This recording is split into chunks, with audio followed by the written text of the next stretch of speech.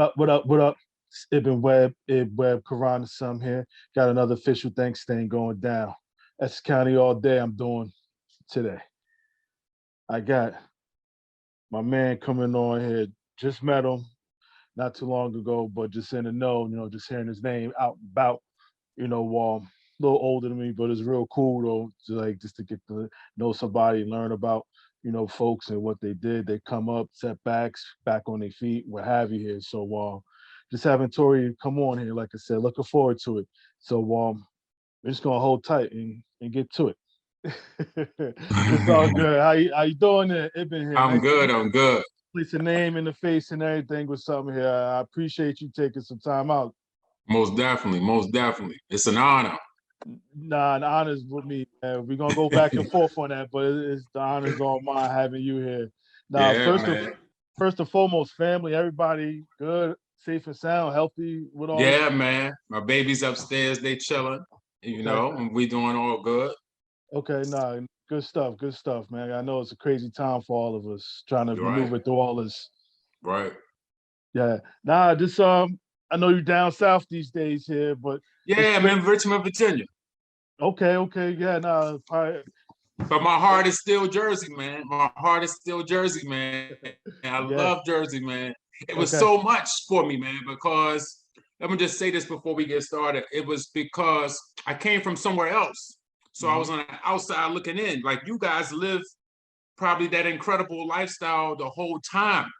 But with Hmm. me, when I came there, it was like utopia. It was like heaven on earth. So it was Yeah, a whole different experience for me. okay. You guys grew up with that. I didn't grow up with that. I didn't come there till I was 12.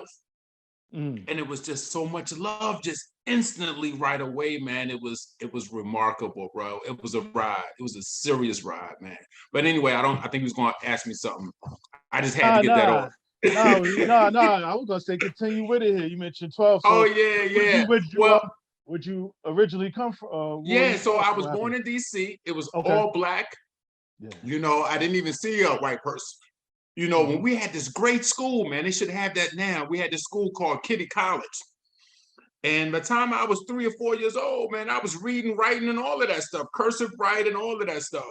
My father was like the sergeant on Soldier Story. Was that movie? Yeah, Soldier Story with Denzel Washington. Yes. Yeah, he was like, So like they had locked me in this little room because I couldn't spell Octavius. I was like 3, but I could spell Toure, Pelham, but I would miss one letter on Octavius. So that's the discipline was like real harsh back then.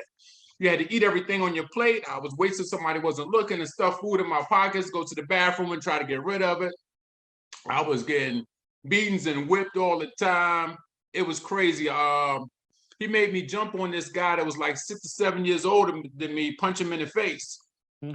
And that would be considered like child abuse. The guy, of course, beat the crap out of me, but I was tough as nails after that because I had to do that about 12 to 15 times. Then for some reason at 5 years old, we moved to this place called Pomeroy Road. And for some reason, I started peeing in the bed. And I thought I was in the bathroom. And I'd have a dream every night and thought I was in the bathroom. And I'm like, oh, shoot, I'm in the bed. So my mother started waking because he would strip me butt naked and bend me over the bathtub with no clothes on and gave me whoopings like that. So my mother would wake up sometimes 3 o'clock in the morning, wash my sheets, dry them, whatever. And but sometimes she forget and she don't wake up, then I'm getting that beat. So I was like, I got so many beatings, like 40, 50 in a row. I'm like, you know what? I'm going to wake up this morning. I'm going to wake up. I'm going to make sure I'm going to get to this bathroom. So I'm like, okay, I'm awake. I'm in the bathroom. I pee. Oh, shoot, I'm in the bed. So I start crying. My father came in there, checked. My mother came in there, checked. She said, don't whoop him this morning. I saw a big spot. Hmm. My mom said, I saw a little spot. Don't whoop him. He was like, I saw a big spot. So they yelling and screaming and cussing, big spot, little spot. Well, the big spot's where I peed, the little spot's where I cried. So Yeah. it was Yeah. crazy. It was like a lot of abuse like going on. Like my thumbs right now, I don't know if you can see it, they still swollen because I had to suck my thumb. You take them hard phones from the 70s and hit you over the whatever. So anyway, he beat my mother. We left him, went down to the country for Okay. 7 years on my grandfather's house. And it was just no love. It was no love at all. But that's where I first started playing basketball. The first shot I ever took, it went in. And my cousin, he was real good at it. My uncle, he was real good at it. He started scoring 30 points a game. Eventually we got, I'm making things fast. No, take your time. And yeah, I don't know. I talk kind of fast. There's a lot of stuff I'm leaving out. But anyway, and so I was, like I said, I could read and write already. So my mother put me up 2 grades. So I was 4 and I started the first grade. Really, I was supposed to wait 1.5 years, 2 years. And so, but anyway, so I'm in the 4th grade. I played basketball. I'm getting 12. Me and my cousin Junior. My uncle's scoring 30. He only 1 year or 2 older than me. And then 6th grade, I'm by myself. I'm dropping 30 a game, hitting stuff at half court, at the buzzer, doing all of that. But you don't get no props. You don't get no recs. Ain't nobody say good game. Ain't nobody say nothing. You know what I'm saying? I just thought that's how it was. So then for 3-4 years, we didn't play ball. That was crazy. You didn't play. And so other people got moved up on a scale. So I come up to Columbia, moved to Jersey, and this is all white town, Franklin County, Virginia. And you ain't see no black people, and you don't get treated too good. You see signs that say KKK. We even had a store where the black people couldn't even go in the front of the store. Of course, we never went to that store. So it was a lot of that stuff going on. And I remember when we first come into Jersey, riding up South Orange Avenue, Square Biz was playing. And man, I was saying to myself, I'm going to love this. It was blacks on both sides of the aisle and drinking beer. I'm like, yeah, I'm going to love this right here. And got to Jersey. I first went to Columbia. That's where I met Mark Bryant, But I was the type of person who always traveled. So I was in Newark, I was in South Orange, all of that stuff. And eventually Rodney White, he was well known in Orange as basketball. And I told him I'm about to move to Orange. But I should have stayed with Coach Sulin. He was a bad white coach. He could coach his butt off. He was so good. Plus, he gave me an invitation to go to 5-star, but I didn't know how important that was, I don't know about college. I don't know none of that stuff. I ain't had no guide. I ain't have nobody, And anyway, I went to Orange. I heard they was 1-19. Thought they couldn't play. Figure I'm going to go there and I'm going to really, really shine. But everybody in the whole school could play. The whole town could play. The principal could play. The coaches could play. Everybody. You could have had 3 or 4 teams at Orange. Orange was that good. And so anyway, I played and I had first the summer league, me and Manir Manir invited me. So you ever heard of Atari? Yes. Atari's an important guy, man. No, we had him on. I had him on. Oh, you had Atari on. Atari's an important guy. This is a story that nobody noticed. I mean, people know the story, but this is the important story right here. So check this out. So I'm just meeting Atari. Manir hooked me up, Rodney White. I dropped like 30, Rodney had about 33. We beat Cleo Hill and Reggie Miller for the championship. But Atari got so much pull, and I found how much pull he got.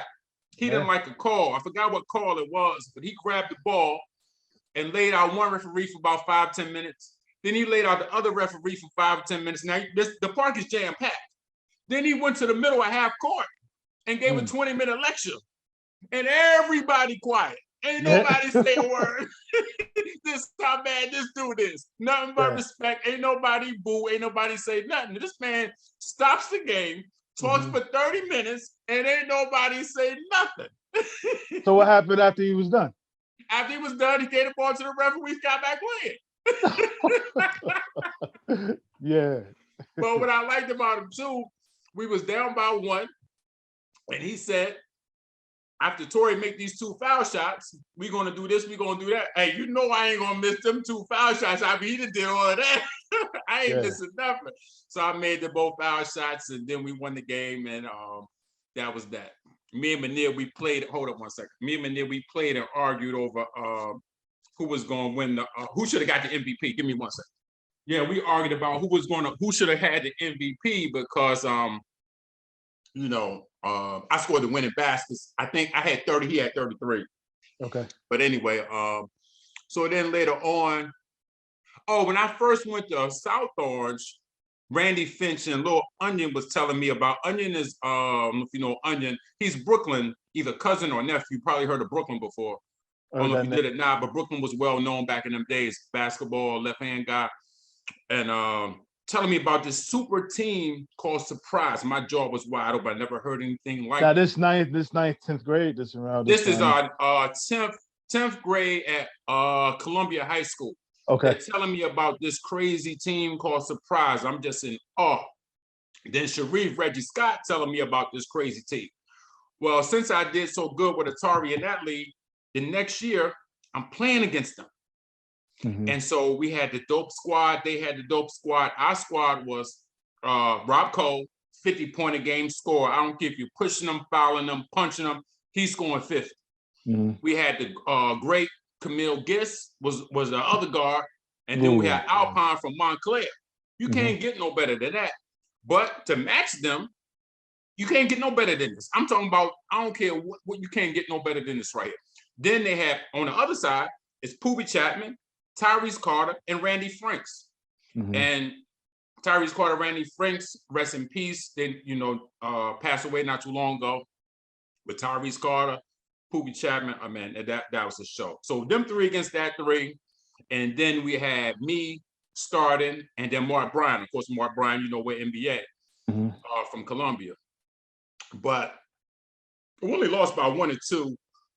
I dropped 25. Mark had about 12. Rob got about 50. Gis got about 40. And Alpine got about 20, 25.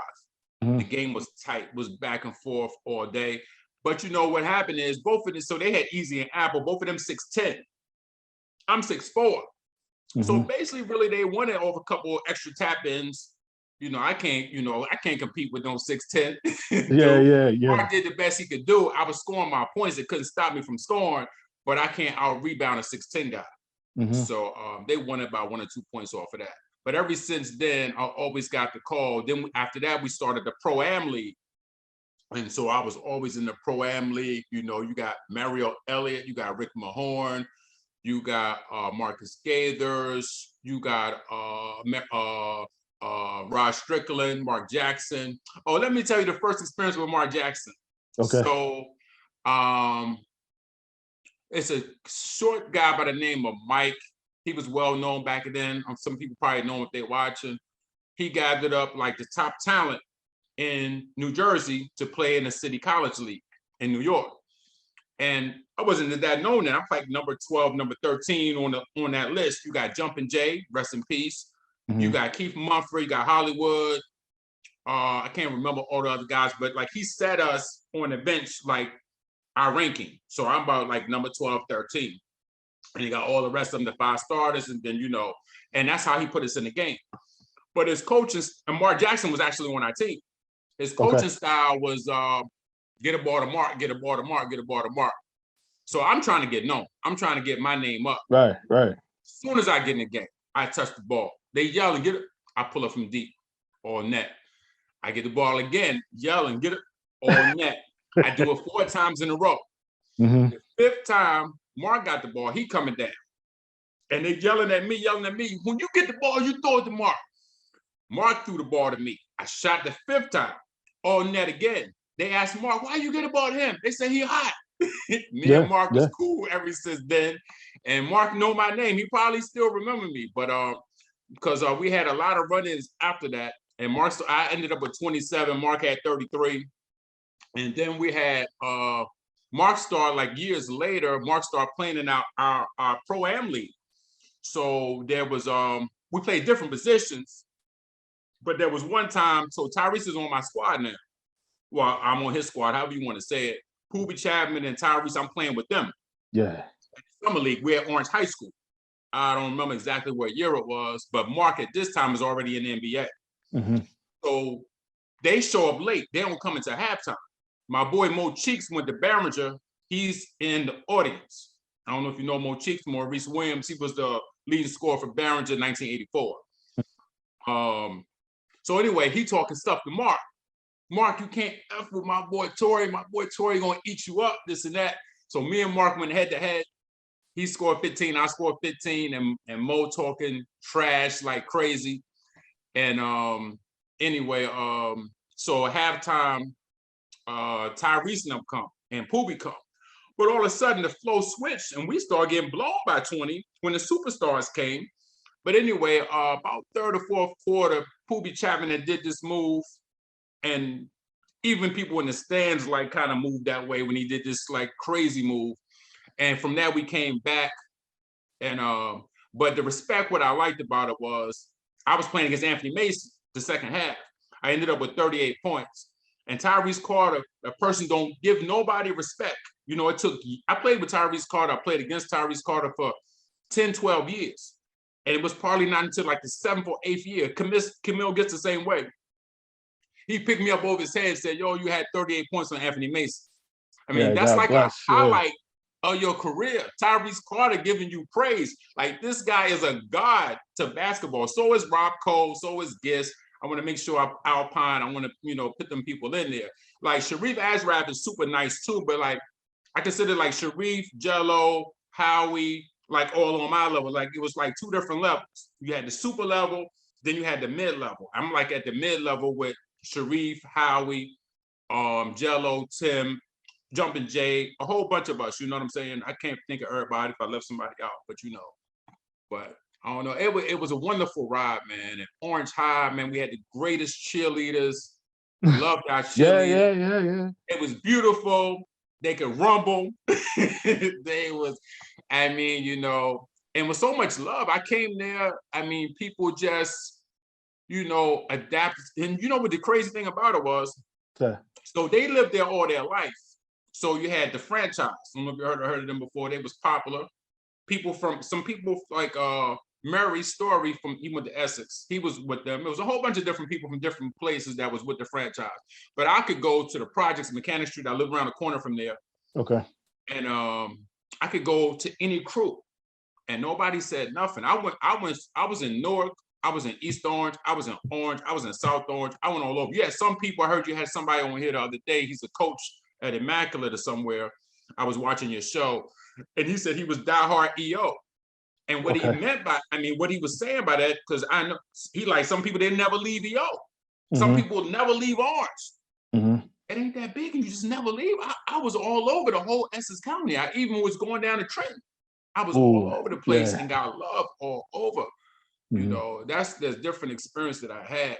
And I was so proud when they had an annual game that would have project against project. Yeah. And how those go down? Mechanic Street asked me to play with them. And I was, y'all want me to play? Like, yeah.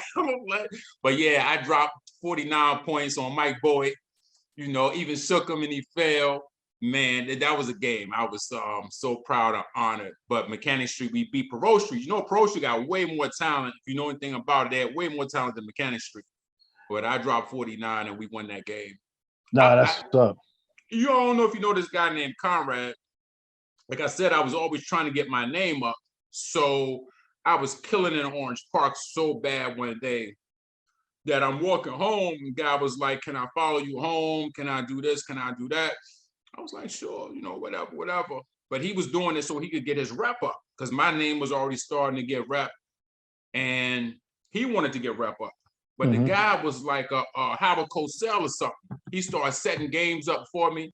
And I'm going around playing cats, man, for $100, $200 from games he had set up. Excuse me 1 second. Yeah, man, I was setting games. He was setting games up for me, man. And it was an amazing thing. I played a lot of people. I played Mike Boyd. We played for free. It was 15-4. I played Anthony Avett. Blew him out too. You know, he was 25 in the country at the time. I played a lot of people, man, a lot of the biggest game he set up for me. So I'm always running around talking mess like I'm the best in Orange, even though Rob Cole was the best. And there may be some others before me or whatever, but I was just, you know, that's just how I was talking. I always talked a lot of trash. Well, not always. After I got my confidence level up in 86, then I started talking trash because I had low self-esteem coming from what I came through in DC or coming what I came through in Franklin County. Yeah. You know, they eating away from your self-esteem. And then when I came to Jersey, it was like so much love, you know, and it was just a great thing. Basically, basketball saved my life. Everything I owe to basketball. Orange High was such a ride. I mean, I loved it. I was going to say about Conrad. So I'm watching the news, and I can't remember the guy's name, but you probably heard of Terry the Hair. Yes. Well, Terry the Hair wasn't the man when they was at St. Anthony's. Oh, no, I'm aware of that. Yeah, I'm aware of that. I forgot the other guy's name. Yeah. You got Terry, you had Bobby know, Hurley, you had Jerry Walker, you had all Jerry Walker. Yeah. So Jerry Walker was the man. And he's the one that was recruited. And I'm sitting there watching the news, and it says Jerry Walker, Besson, New Jersey, going to Seton Hall. I saw that. And I'm like I said, I talk my stuff, my heart dropped. You know what I'm saying? I'm like, no, I'm the man. So anyway, 2 weeks later, the phone rang. It's my boy Conrad. Okay. Yo, I got a game set up for you. Come up to Seton Hall, play Jerry Walker one-on-one. I'm like, yeah, whatever. I go up there. You know, I'm thinking like, there's going to be a few people there. I'll go up there. Conrad got it lit. It's about 150 people out there. It's jam-packed. Where'd y'all play at? At Seton Hall. Okay.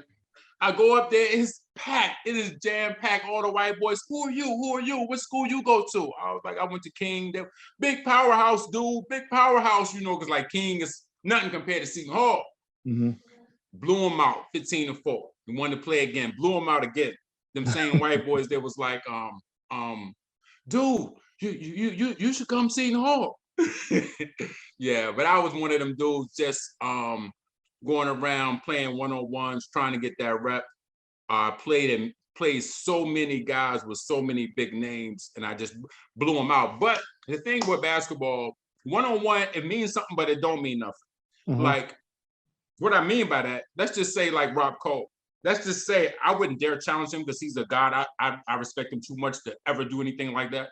But let's say if I was to beat him on one-on-one, regardless if I did, he gonna score 50. I'm a 30-point guy. He's a 50-point guy. So you could beat a guy who's a 50-point person, but I'm still a 30-point person at the end of the day. That's what I will always get you 30.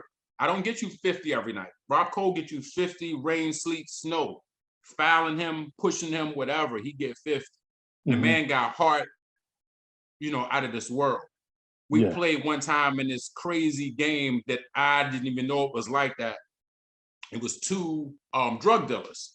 Okay. South Orange Avenue, this part down, South Orange Avenue, this part down. Of Where'd course, I get the call because I'm known. Where'd y'all play? We played in like Bull and some place on South Orange Avenue. Okay. Jello and all them, they would know more. Sharif and them probably know more. But anyway, it was me and Rob Cole in the back court. And I ain't gonna lie. As soon as I touched the ball, I was letting it go because they was coming, because they was playing for money. And it wasn't, you know, that wasn't no game, man. But I just want to give shout to Rob Cole because he just got hard. He didn't care. He just kept shooting, kept firing, kept making it. And they roughing him up, and he's still scoring. And like, so man, that man is like, when it comes to basketball, he's untouchable. Yeah, nah, most definitely. How even playing up in high school, and you mentioned King real quick. How did all that come yeah, King. So King, they recruited everybody. See, first of all, what I should have done, but I don't know nothing. So I'm 16 years old. I get 20 points a game my senior year. Okay. I'm only 16. I should have went to prep school 2 more years. How'd the team do? Well, we was. This is a dumb thing. We was in group 2. We should have. No, we were a group 2 school, but we played group 4 schedule. Okay. Dumb as I don't know what. We easily walk away with it. But we still was so good, we was predicted to win the group 4. So we played Central, Iceman. And we beat Central 3 times. We get a bye the first round. I reckon it was so good. And we played around because we playing Central for the 4th time. It's hard to beat a team 4 times. And we played around and joked around, and then we tried to turn it on. You know, we didn't have leadership. We didn't have plays. We just came down and shot. You did what you wanted to do. It was a crazy thing. Let me go into that a little bit. So when I come to Orange, it's hard to break in. But I'm so much better than the starter that they had. They had to play me. So I'm scoring 30 points a game in all our summer leagues and all our scrimmages. I'm thinking I'm going to drop 30 when the game comes. The game comes, I don't get the ball. And I've noticed that sides was kind of beefing, but they wasn't disrespecting each other. So you had Cleo side. They didn't really talk to Flake and Sharif in them side. Then you had Manir, and it was all, but no one would really pass the ball at all. So what happened was, when the game got down to 1 minute and a half, 2 minutes, they started throwing me the ball. So I'm thinking, okay, they know that I'm going to score. And I won about 9 games, like scored 8 points in a row. I had headlines, 8 points, won the game. But they really was, I figured out later on, they was throwing me because like, I don't want to get blamed for losing the game. Remember, they was 1-19 the year before. So the game close, they like, well, shoot, we probably gonna lose. Let's get a ball and they blame it on the new guy. But I made it every time. So you think that would wake people up, but that didn't wake nobody up. But the good thing they had a one-on-one contest at the end of the season. So they still don't know that I could ball. So I said, I must show people. I'll do everybody, I'll give everybody a donut, right? Khalil Hill, we met in the championship. He ain't take it seriously. Oh, I got Toure. He got the ball first, he missed. Boom, game over. I scored 11 in a row. Donut, right? The next day, I got to play Coach Thompson. He wasn't there. He came in talking all of this trash. Only Kendall Lambright was there. I called him Lambhead. He was there. Yeah, it's family. And we played right like, you know him? Yeah, it's family, yeah. Yeah, oh, okay. I call him Lambhead, but that's Lambright. I bit a move from him. That left hand little shake he threw with that shot, I bit that, but I added about 7, 8 moves on to that. I bit that from him, though. But I give him props because he the only one that was dribbling with that left like that.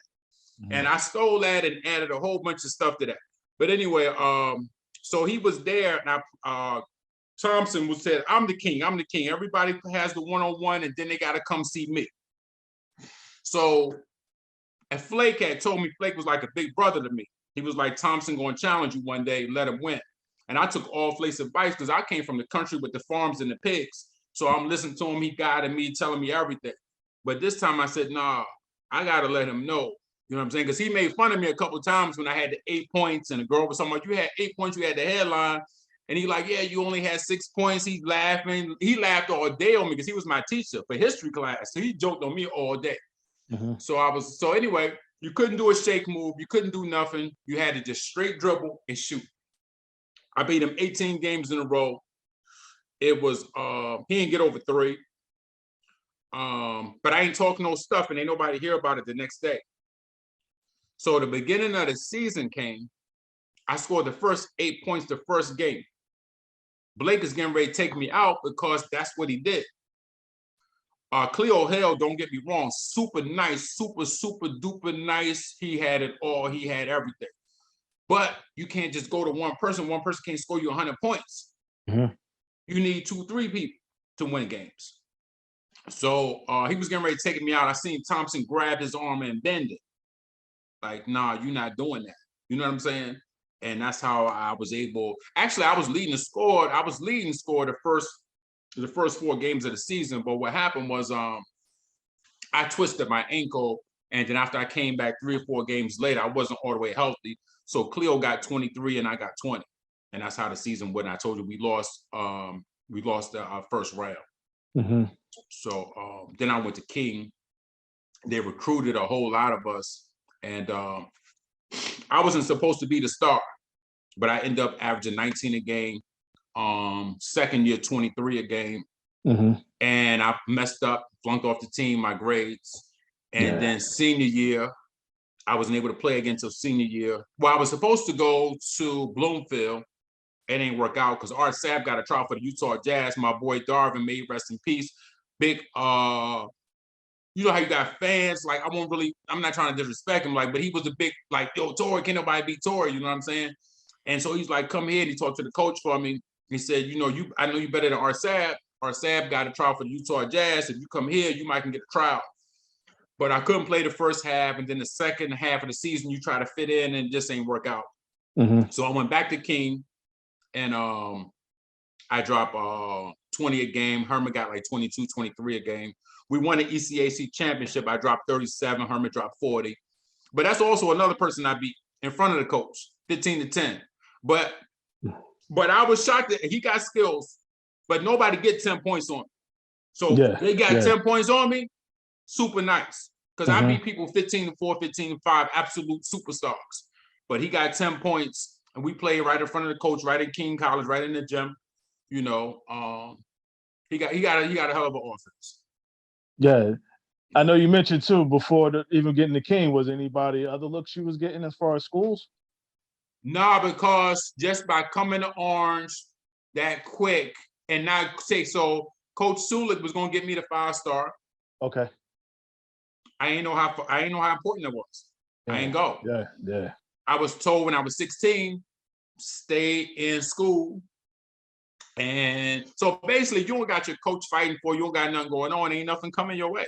Now, if you win championships, it come your way. So if we had won the championship junior year, if we had won the championship senior year, you automatically going to get it. But if you don't win it, ain't nothing coming your way unless you was already being watched since you was in 8th grade, 9th grade. And some people have it like that where they watched. Or some schools like St. Anthony's. Terry DeHare averaged 4 points a game when he got his scholarship to Seton Hall. He didn't get but 4 points a game. They signed him his junior year to Seton Hall. He was getting 4. You see what I'm saying? So it depends on what school you go to and who you know and this, that, and the third. But if you ain't got no dad and you ain't got nobody, you don't know nothing. I don't know nothing. Yeah, yeah. You know what I'm saying? And I ain't know how important 5-star was.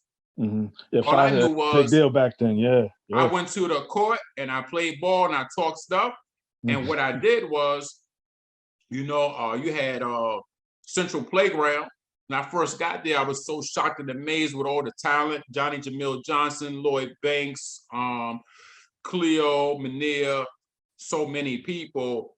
I just watched those guys and I'm like, okay, I'm gonna bite that move, steal that move. And I just watched and I was just putting it in my stealing moves. Put all of the moves into my game. 2-3 years later, they like, man, how you get so nice? That's what Tamir told me. I'm like, watching you. 2-3 years later, that's my park. I'm running the park, and I was going around, like I said, playing one-on-ones, talking trash, doing all this, doing all of that. And, it didn't come with controversy. Barely ever came with controversy, but once in a while there was controversy. I went down in the valley and this dude named Rick, Super John Wilson brother, and Rick is real known. And he had a boy named Shaylon. And we played for $20. And we held the money in our pocket. Then he didn't want to pay. And then, so I usually have money. I usually have $40, $50, but I'm riding around and they was like, you got some money? I was like, I don't got no money to get no beer, nothing. And my boys was like, well, Shaylon or Toure money. They was like, well, you mind if I go get it? I was like, I don't care. But he thought I had sent the people. And next thing you know, fight about to break up. They thought I was scared. I'm like, nah, you got the wrong one. So, little stuff like that tipped off, but it was all good. Like it ain't never lead to nothing. But yeah, it was just a lot of things that happened, man. It could be a movie, man. It could be a movie. I'm sure. It was incredible. It was much love, though. It was all love. It had a lot of fun. I had a lot of respect in the community. Like I had when I was talking about Super John, he had a brother named George Wilson, who was 13, 14 years old, like knocking people out. But I could grab him and stop him. And he had respect for me so much that, he ain't try to fight me. You know what I'm saying? That's because I was known in my hood. And anybody else, he probably would have punched, And so it was just some times, man. It was a serious ride. I mean, I had a lot of fun. Yeah. Then that whole thing with King here, you had any like pro aspirations, whether it's overseas? Yeah. So Ron Carnegie hooked me up with overseas, and but I came home and told my mom, and she didn't want me to go, and I didn't take it. Earl was who was it? It was Earl. It was Earl, who's a real popular guy in East Orange, and he was going to hook me up with the Washington Generals, the team that played Globetrotters. Yeah. I ain't take it. My boy Jail took it. He came to me first, though. He came to me first. I ain't take it. Then he went to Jail. Jail took it, and Jail played. Jail was this close to making the Globetrotters, but some stuff happened or whatever. I let him tell that. But yeah. Then Mike was a white guy in a wheelchair. He also offered me to go overseas. Those contracts were really small, but I mean, I still should have took them. So I could have said I did play pro ball. But when I beat Anthony Avent 15-4, he was 25 in the country. Well, it was a 2-on-2, but I scored all 15 and he scored 4. So I'm saying I beat him 1-on-1, but it really was 2-on-2. I scored all the points. So he my boy Sharif Scott cousin. So, he had from what I heard, he had a so-called $1 million contract. to Okay. go overseas. Okay. So Sharif calls him up and put him on the three-way. Like, The three-way. Yeah. this is my boy Toure, being that he did you like that, won't you? You know what I'm saying? I definitely would have took it if he had did that, but he ain't never do that. So yeah, that was about it. That was the only opportunities I had was the generals and the 2 times to go overseas, and I ain't take those. Neither one of those 3 I ain't take. So did you just come But back if like I in the knew more summers? stuff, I would have did it. Yeah. In the summers, did you just come back play like in the summer leagues and still Oh, continue to I do that played for a them bit? summer leagues for like 11 years with the pro leagues and all. 11 years, dropping 30 a game, and we never won the pro league, but but me, Sharif, and Jello and Howie, we won all them other leagues. So it was like we won about 5 championships every year in all the other parks. But the only one we would lose would be the NBA league. We would lose that league. And like I said, that was packed with talent. They even had guys that was so good at basketball, they was doing commercials at the time. They was doing they was on TV doing commercials, like passing the ball around and doing all these fancy tricks. And they was, I don't know their names, Sharif know their names. And so it was a lot of talent. And the guy on the mic always announced my name, always gave me big stuff. So the park is jam-packed, 100 people, 200 people. And the guy on the mic is like, Toure Pelham, our very own from, you know what I'm saying? He would always give me that. He would say, Mark Jackson going to be here, Rod Strickland going to be here, and our very own Toure Pelham. So I always got that introduction every time I came to the park in the NBA league. Yeah. So, I mean, that was beautiful, man. I was getting love all over, people had your back. People, I mean, nowadays, this is crazy. But in a hardcore town, like I went all over. Like I said, I played in a hole. People don't even go down in the hole. And I played down in a hole a few times. People don't go in a hole. A lot of known people, the people you probably had on the show would not even go in a hole. But I played all over. I was welcome all over. How's that experience down there playing in the hole for you? Oh man, it was crazy. So me and Sharif brought me down there because Sharif Scott. There's so many Sharifs. So I want to make clear. This is Sharif Scott that went to Columbia, but grew up in the Little Bricks. Okay. So he took me down there, and I shook a guy, and the guy fell. But we knew we in a hole, and Sharif knows some people, but you can't like talking no stuff. You'll be dead. You won't lead a hole. So about 4 plays later, he looked at me real quick. I looked at him real quick. We both smiled, but we wiped the smile off our face real quick. Can't play. Yeah. We ain't stupid. Yeah, we ain't stupid. We know where we were. Nah, it sound like, again, just running around from playground and gyms and everything else here. Like, you found the love just playing ball. Oh man, had a lot of love, man. Yeah. A lot of fun, and like learning from watching people that was good, and I just would always impact and better my game. Another thing I should have done, because I was the type of person, like, if you just like they got that controversy right now, Scottie Pippen, Michael Jordan. Scottie Pippen, yeah, you nice, but if you watching Michael Jordan every doggone day, you gonna be nice. If you watching somebody that great. So what I could have done at that time, I had already mastered all of the parts. I should have went to New York. And you're gonna get better because it's gonna be something, you know what I'm saying? No, it was nothing for me in Central Playground. It was nothing for me at Orange. It was nothing for me in Branch Brook. You know what I'm saying? I needed to go to New York and try to master their parts and just get better and better and better. You're gonna get better when you're playing against better competition. Especially you always gotta work and then reinvent and reevaluate and learn something. Something you see somebody doing, you can't do it, work on it. Go on the court by yourself. And that's all you do. You just keep working and keep getting better, keep improving. That's why you would have some people with big names, and then all of a sudden they not as good as you thought they was, because you got to keep on going. You got to keep reinventing. You got to add another move to it. I've been moves from Sharif. I've been moves from everybody. Yeah. I was constantly biting moves, adding it to my repertoire.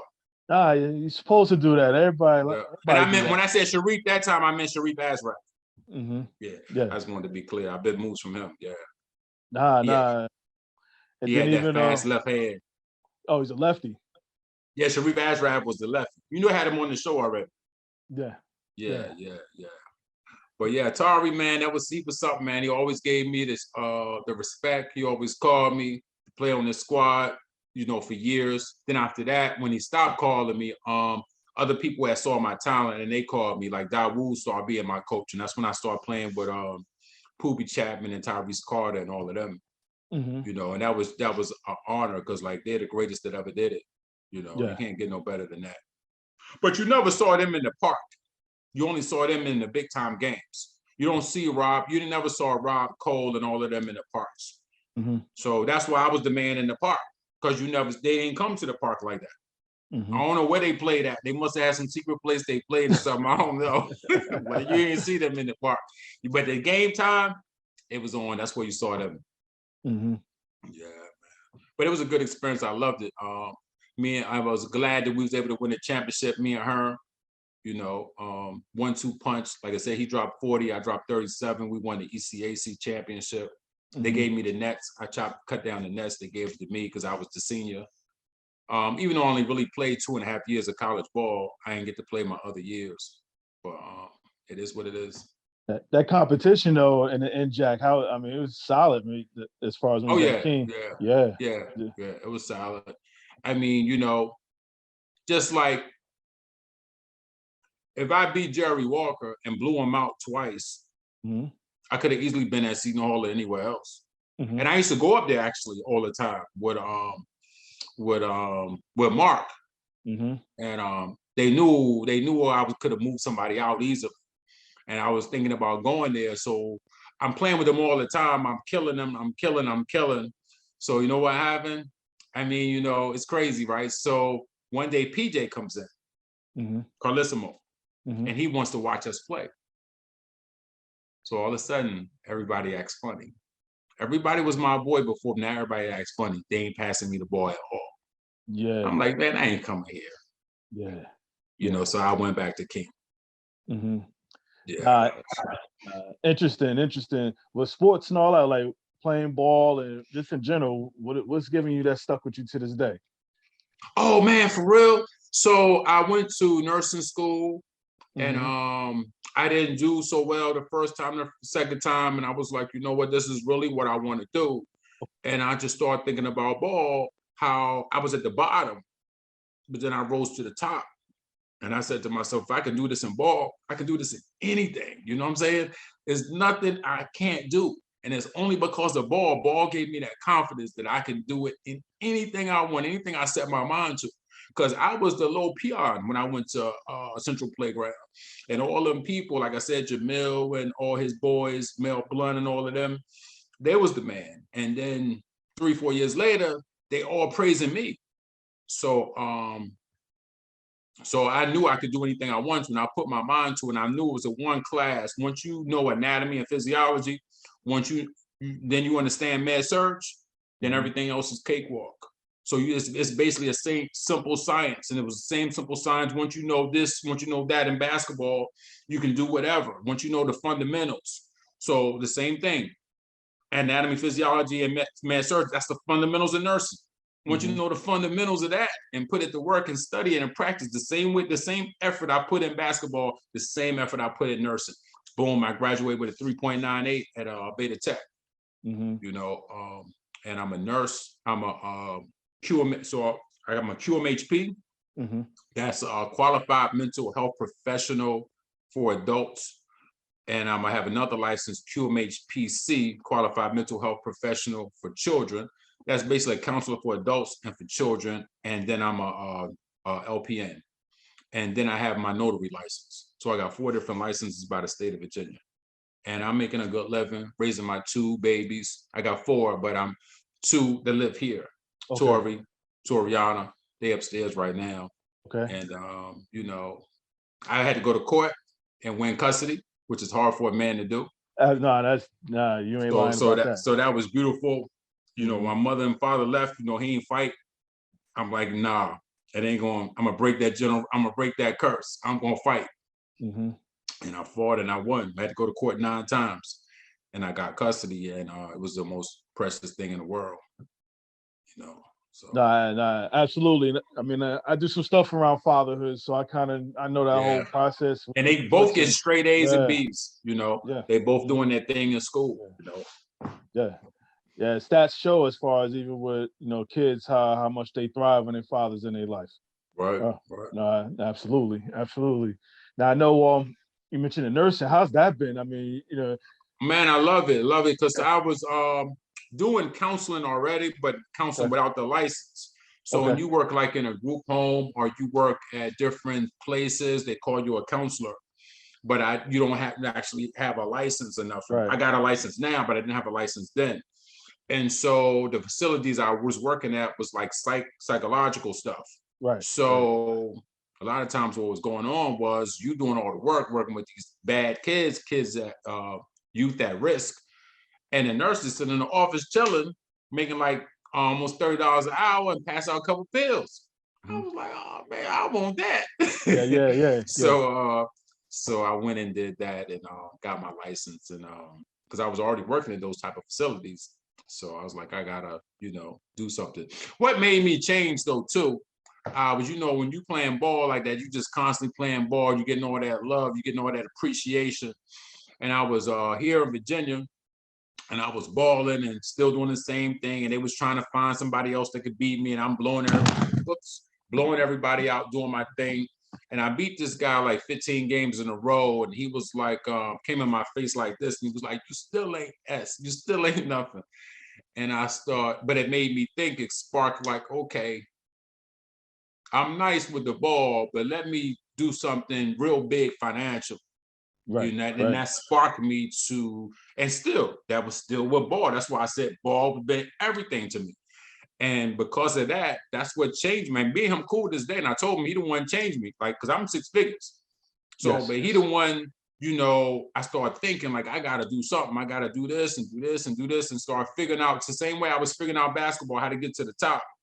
But the thing is also then where you mess up is I never dreamed big.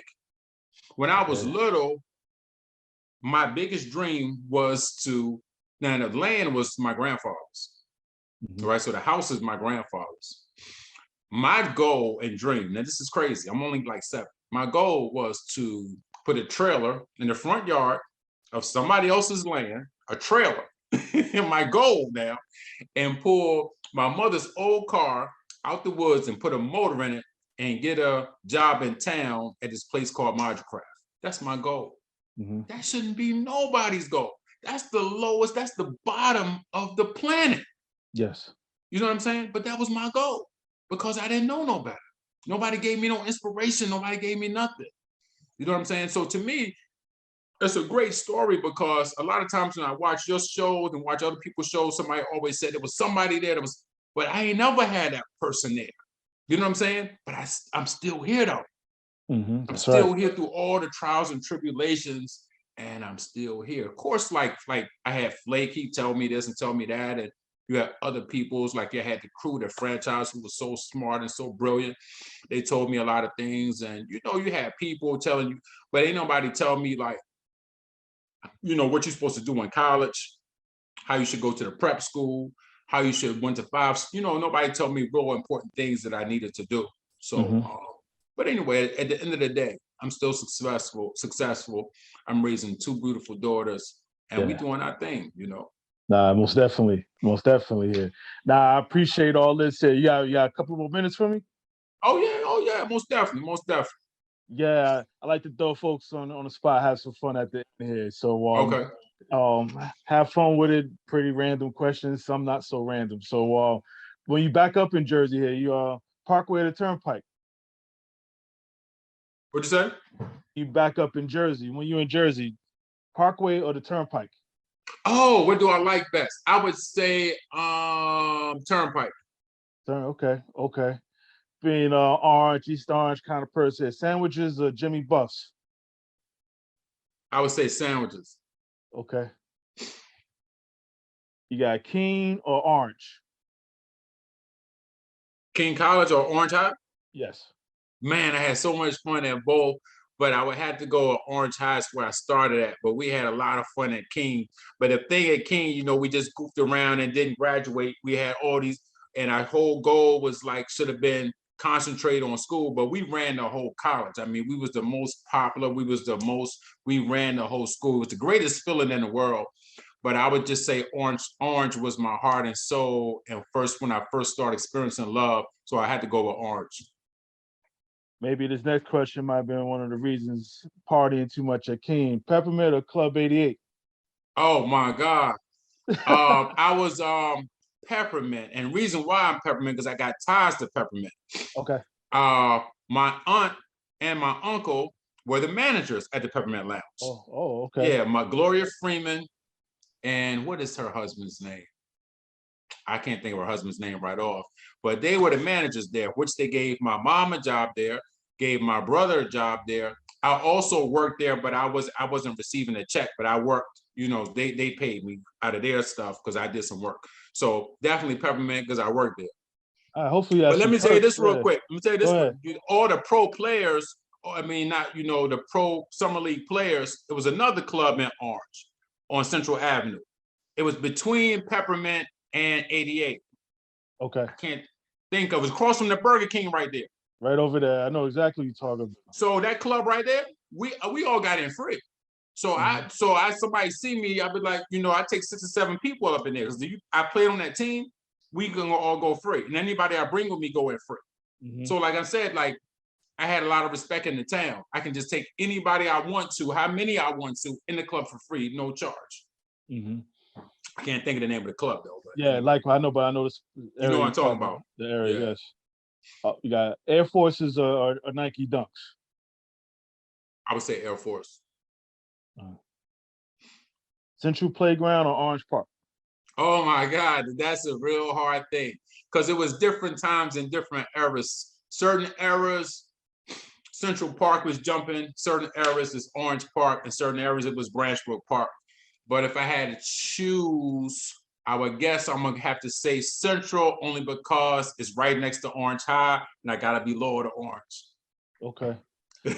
Now speaking of the but even though both of them in Orange, but it's so close, I gotta be, Yeah. Did you have a favorite just in general wherever you went? Did you have a favorite playground? Those 3 was my favorite. Okay. Orange High, Branchbrook Park, Central. Yeah, those 3. All 3 of them was my favorite. Okay. Best game you ever played in your life on any level? Does something stick out? Yeah, the best game, the one I was telling you when I played Project against Project, and I dropped to 49. Yeah. So they probably couldn't say nothing to you in Orange. They couldn't, especially after that. Because see, Mike Boyd's name was getting big, and I had to let him know, like you my dude, but you can't mess with me, bro. Yeah. Who else played in that game? That's why I challenged him in that one-on-one. You know what I'm saying? Because I had to let him know. You know what I'm saying? I had to let him know. But I mean, that's my dude. I mean, I love him to death. That's my dude, though. Who else played in that game? You, Mike? So, all the boys. Because the whole Boyd family could play. Terry Boyd, his brother, Magic.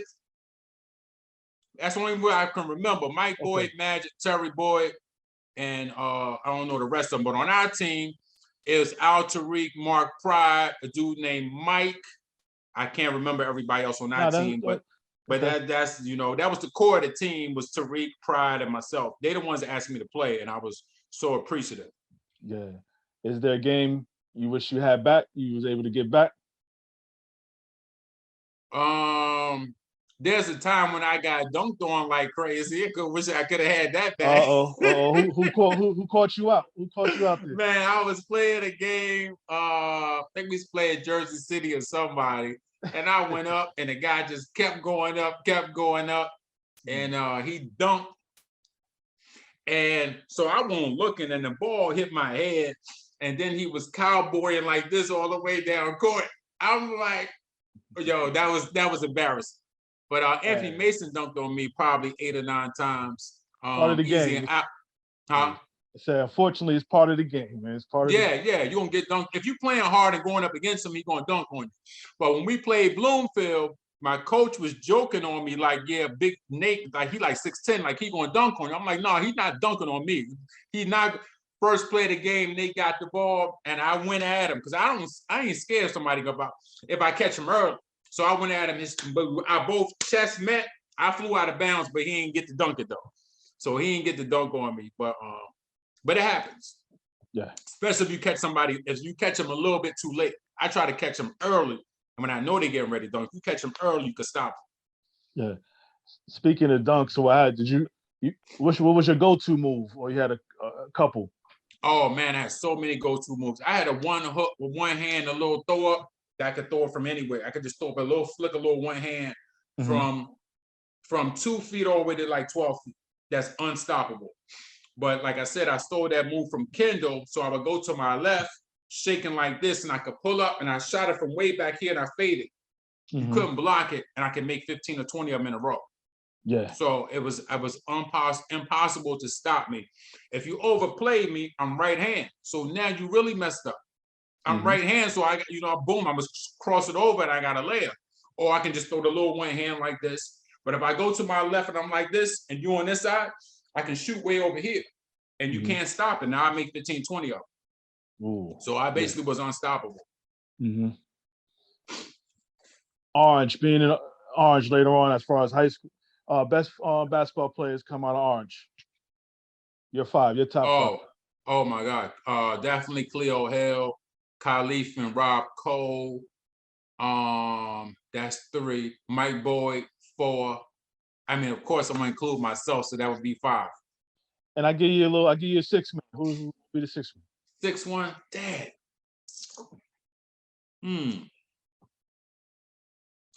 Dad, somebody. You know what? I'm gonna give it to my boy Omar, because Omar helped me out so much. So like I said, I was trying to break in, and so that summer, and my mom gave me 20, my brother gave me 20, so I had $40.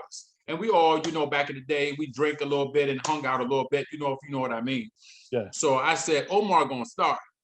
Now this is Omar who? Omar Jones. Okay.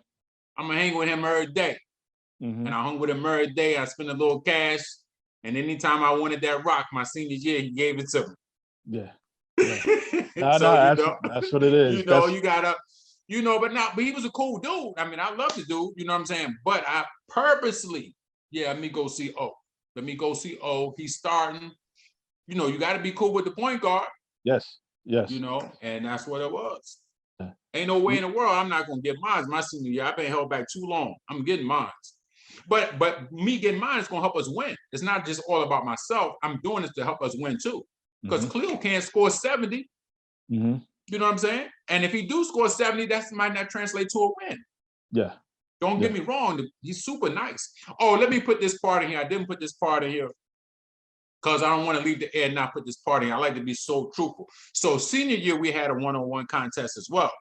I done already proved myself. So senior year, so junior year, he was like, I'm playing Toure. Senior year, I already beat him junior year. So senior year, he didn't really take it serious. He took it serious. I didn't take it serious. So I got the ball, I shot, I missed. He got the ball. He was trying to pay me back. So he scored 11 in a row, game over. So we 1-1. Anytime he want to break that tie, we can do that. Yeah, you got to catch him. Man. So he won 1-11-0. I won 1-11-0. We need that tie break or whatever.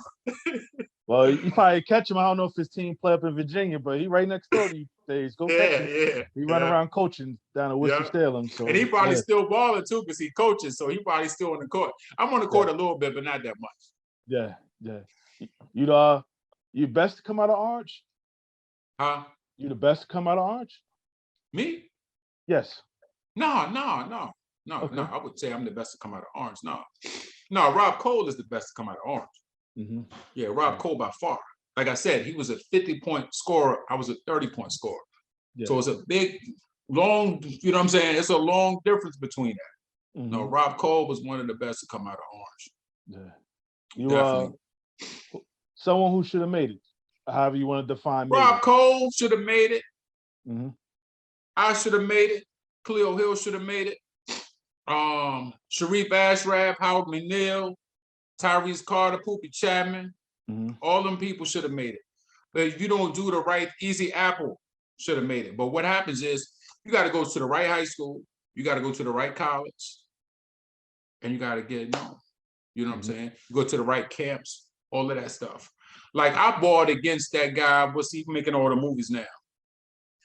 What's his name? Martin.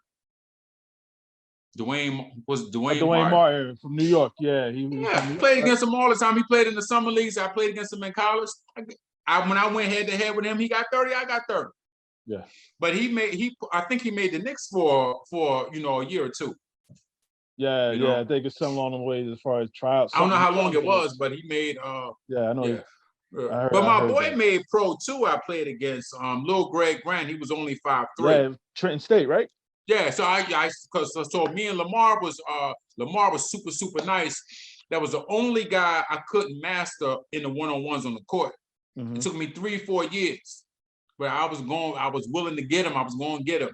And so what he did was he was a little bit faster than me. He was a little bit stronger than me. He could jump a little higher than me. And we played one-on-ones. We never finished the game. He had me 9-3. We started, pushing and tugging each other because he was like played a rough game. So after about 3 years, I thought about it and I was like, you know what? When he shugs me and elbow me, push me, just keep my cool and just play. And after that, I was able to beat him. So again, with that, it's just using your mind. So when anything you're doing in life, it's about using your mind. If something don't go your way at work, what can I do? Just the same way like I talked to Omar, because I knew Omar was going to start. You see things, you make certain moves, you do certain things, and you can get ahead.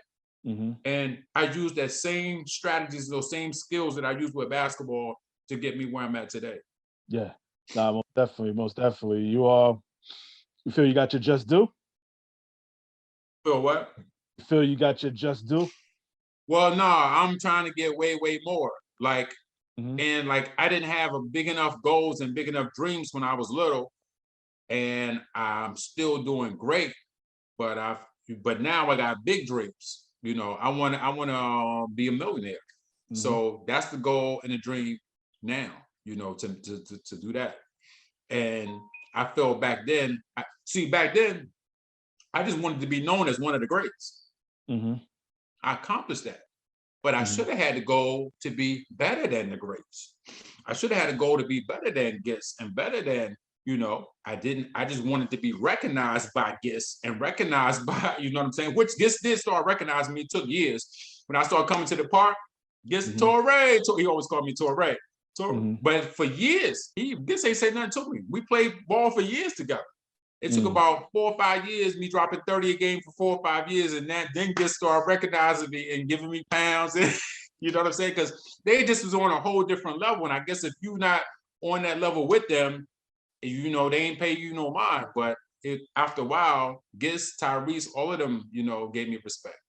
Yeah, that's what it is. I appreciated it. Howie from day one gave me respect. Sharif, Ashraf from day one gave me respect. But Sharif gonna give you respect whether you could ball or not. That's just how Sharif is. That's how her personality is. But the other ones, that's how it was. But eventually, I got the respect from them, and now it was lovely. Yeah. At this point in your life, what's 3 of the best moments of your life? Winning custody of my daughter. That was the main thing. I guess all my kids. 4 kids, 5 grandkids, 6 grandkids, all girls. Hopefully, I can still have a boy that won't, you know what I'm saying? That I don't care. Still shoot for that boy? Yeah, it don't matter to me. Still shoot for the boy. So okay. Yeah, there was a book that you happened to write on yourself. What the name of that book would be? Oh man, I would like to do about 3 or 4 books, but I just don't know. I'm not a writer. One is Basketball Saved My Life. One is How I Got My 40 Acres. One is I've been thinking a lot about this. So a lot of different books I would write. I mean, so that's a collector. Looking for me what do you call? A ghostwriter. Okay. Now they out there. I can speak and they can do the writing. Now they out there. So yeah. Best part about being Toure Pelham.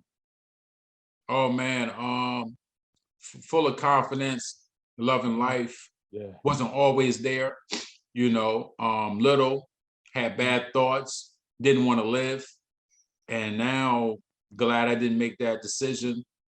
Glad I'm so smart. I mean, when I was 5 years old, I was smoking weed and drinking moonshine. Mm. You know what I'm saying? Most people don't have a brain when you doing that. At that age, yes. And still here, man, still going strong. And Mm-hmm. of course, I knew after a while drinking the moonshine and drinking the grain alcohol, I was like, you know what? Let me just stick to beer and the weed.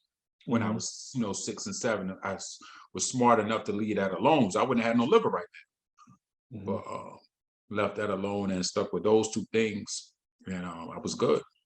And of course, I left all that alone now, except for my beer. Yeah, nah, I hear you. Nah, definitely hear. So that what advice would you give the 18-year-old Toure at this point? What advice would you give him? Oh, if I was 18, oh Yeah, my God, this Toure right here. What advice would you this give Toure him? right here, if I could go back in time, oh And man, give him some advice. What advice? wow, it would be so much I could do. So much I could do, so many things I would accomplish if I could go back into time. Some advice would have been so much. I mean, I would have stayed in the prep school. I would have did prep, got bigger chances. I definitely would have went to 5-star. But then again, I love my life now. So Yeah. I love my life now. You think about that movie where the guy, he met the girl, and then or he did something else and he became this rich guy, but then he was alone. I don't know if you know that movie I'm talking about. Nah, I'm drawing a blank. Yeah, I'm drawing a blank. Yeah, but anyway, can't think of the name of it right now. But anyway, so I guess I would, the life I got is the life I'm supposed to have. That where you are is where you should be, but you just make the best of it where you are right now. Like for right now, I still can accomplish that goal and be a millionaire. And That's right. but it wouldn't just be all for me. It would be to help other people. It would be to give advice, to mentor people, feed hungry people. It wouldn't just be for me, but I would like to do those things so I could help. Nah, I man, watched this makes sense. story. Let me say this story real quick. I Nah, watched this sure, story sure. when I used to think about how bad I had it, and I was like, had to self-pity and have doubt and didn't want to live and all that stuff. And I seen this story on TV. It was an 8-year-old African girl who was taking care of her 5-year-old and 3-year-old, not her 5-year-old and 3-year-old. They was brothers and sisters. The mom had died of AIDS and the dad had died of AIDS. She had to work all day and come home, and was just enough food to feed them 1 meal a day. We ain't never had it that bad. I ate good every day. Whatever situation, I had clothes, I had money in my pocket, but we was poor, but I didn't really know we was poor because I had everything I wanted. I didn't really want nothing. I didn't ask for nothing. So, but anything I did ask for, I got. So it's, even though I suffered physical abuse, mental abuse, and all of that, it's nothing compared to what that girl had to go through. It's not even close. There's no comparison. So we got all the opportunities in the world to do whatever we want. You just got to keep your head up and just keep that positive thought. And you know what I'm saying? So there's nothing compared to what some people have to go through. Yeah, nah, well said. And I think, how I look at that, our worst could be somebody's best, so Right. it's just, yeah. Right. You know what I mean? Exactly. So yeah. Nah, well said. And Toure, I appreciate this. I mean, again, this one, obviously talking to you a couple of times prior to this over the phone, but just in general, just hearing a little bit about your world here, and then you talk about being down south, some of the, trauma you went through down there, and just with life in general, you thought about even ending your life and all this other stuff, but somehow, it was a bigger picture, and that's why you're here, and you mentioned your kids, grandkids, things you got still on the table, you got to accomplish here. And it sounds like you locked in on that. And like I said, I'm glad you're here because I wouldn't have been able to meet you if you wasn't. And like I said, I appreciate, like I said, this time here. And this is part of the reason why I do some of this stuff here is just kind of meet individuals such as yourself I never met, heard about, but never met, and all the other stuff here, just to kind of just hear your story, a little bit of your world here, and other folks get to hear it too here. So now I salute you and everything else, man, that you do, man. I really, really appreciate this. Appreciate you, man. Appreciate you, man. Bringing people out to like. I got to go back and watch the Atari story and watch some other of your stuff. But Yeah, I saw about 3 of them, but I got to go back and nah, check out some more. Yeah. nah, that's cool, man. But like I said, this has been a flat out honor of yourself and everybody else. People I would have never thought I'd meet in my life. So like I said, this has been an honor. This has been an honor. So Yeah, it's so beautiful. nah, It's nah, beautiful nah. what you're doing. Thank you for everything here. And like I said, another person I guess I could put in my mental Rolodex too as well. So I appreciate it. Yeah, man. Most definitely. Anytime. All right, now you be well. Likewise with your family too. I appreciate everything, man. All right, man. Peace. All right, peace. All right. Yeah, yeah. Good stuff. Good stuff. Like I mentioned, so this is why I do this, get an opportunity to meet individuals. You know, those sports sometimes is the vehicle, but it ain't all the parts. You know what I mean? So just hearing a little bit about his world, some of the ups and downs, what have you here. It's just a pleasure to be doing this. So hopefully I'll be able to continue to keep it moving and keep on with it. But with that said, I'm gonna just slide on out. I put my hand over my heart. That means I feel you. Yeah.